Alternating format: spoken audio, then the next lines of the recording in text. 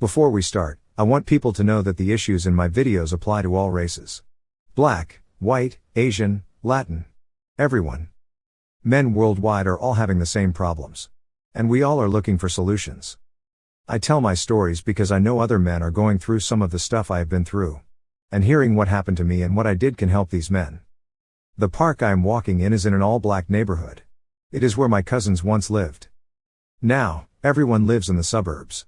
However, back in the 1970s, we would have a good time at this park and swimming pool. The building after the swimming pool is a grade school. It was for 1st to 6th graders. I stopped talking before this part is finished, but I left it all because some people like seeing this stuff. The following video clips are from the YouTube channel called Pearl Daily. Pearly has other YouTube channels with around 2 million total subscribers. So she is very popular. However, feminists have been trying to get her YouTube channels terminated. They did get her TikTok page terminated. The woman in the video says she wants to travel the world, have different experiences, and then get married.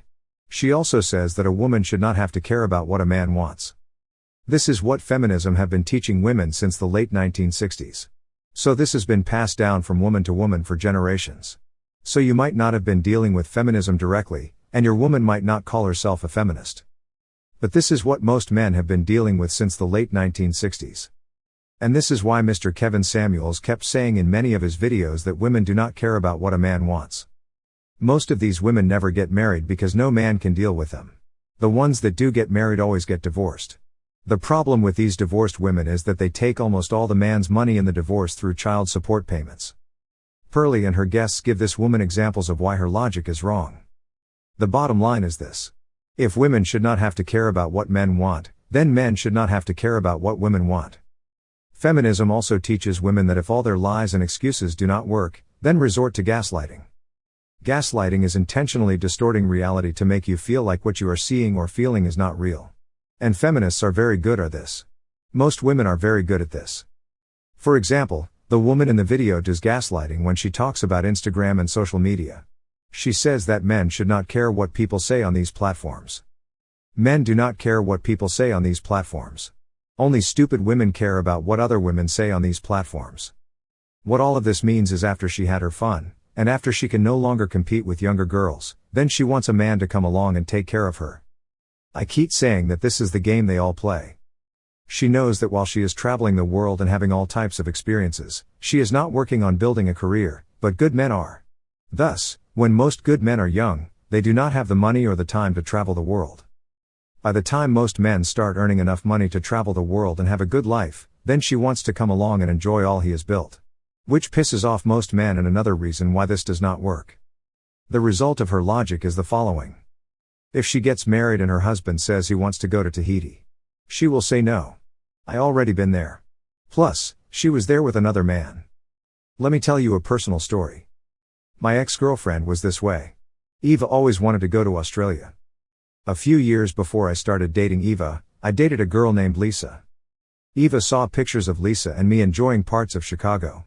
Eva got jealous or envious. She said that if she came to Chicago, she does not want to go to the places I took Lisa. Eva got a job as a social worker, and I earned a master's in business. And with a master's in business, I would have been making a lot more money than Eva. Therefore, it would have been possible for me to take other women to places like Australia. As a social worker, Eva would not have been able to afford to go to places like Australia. Thus, the only way she could afford Australia was to find a man to take her.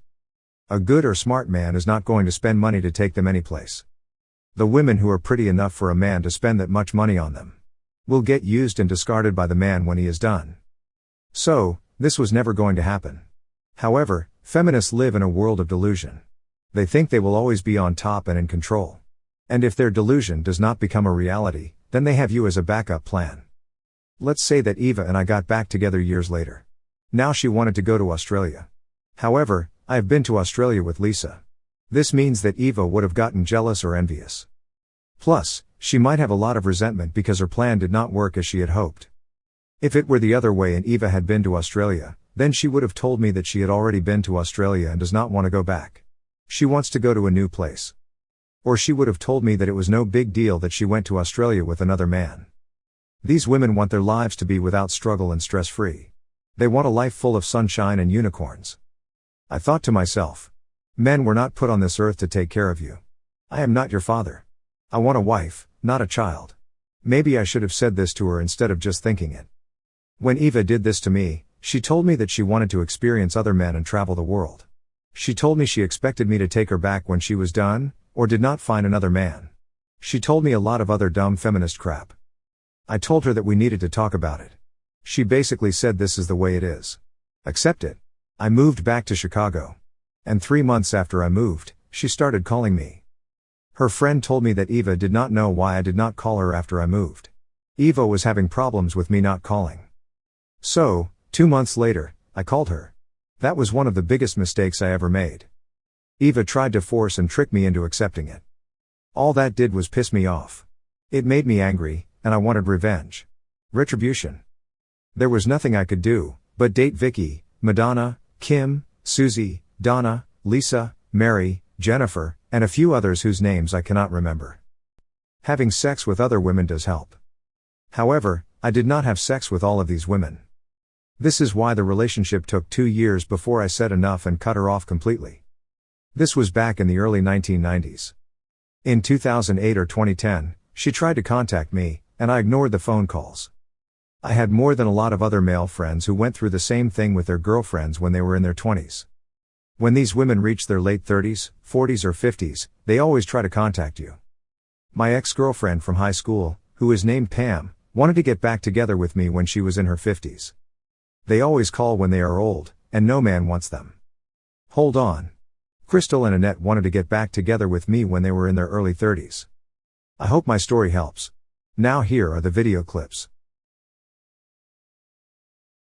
It's a modern mindset. That's a below average mindset. To travel and explore the world and stuff. Men don't want that. Yeah, but why is it about what men want? Because men are the buyers. You have to learn the buyers in order to be bought. Yeah, but I so strongly disagree with that, because I'm not going to live my life dependent on what a man wants. Absolutely not. And that's a below average mindset. And that's the problem with modern women. But who said it's below average? The men. No man wants a girl that won't live her life for him in any way. Let's ask him. You're a man. Is that a below average mindset? Because as a woman, I feel like it's important to, take care of yourself first when you're young, at least. I'm not talking when you're older. I'm saying when you're early 20s, teens, travel, learn about yourself, and don't focus so much on trying to get into a relationship and get married by 25.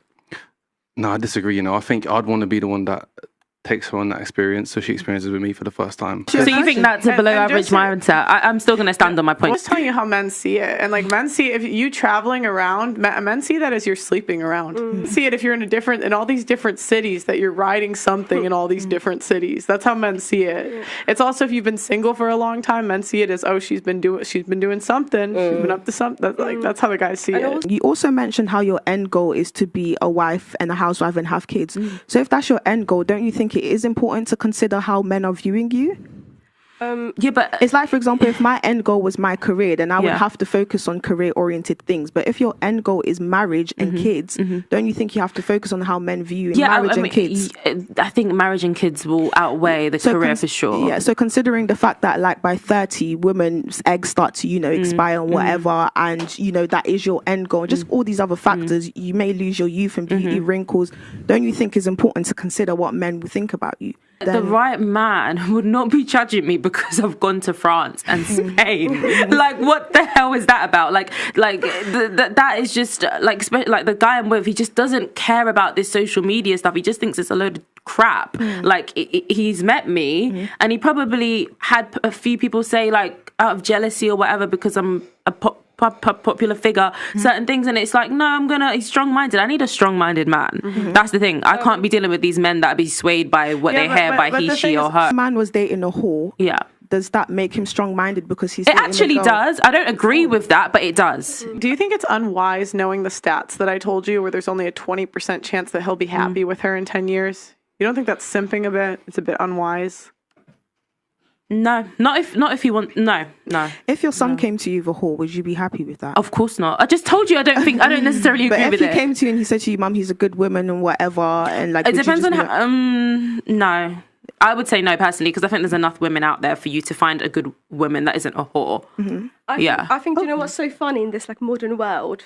It's either we have fun or I'm taking. It's like, can you not find your man and travel and learn? Like, I think I can enjoy my life and learn and have knowledge and still have fun and still enjoy my youth with a man, with my husband. I feel like it's better to make memories than, have no memories and I've had experience and he had experience. No, but you have memories of your friends. You have memories of your friends. That's not valuable to a guy, though.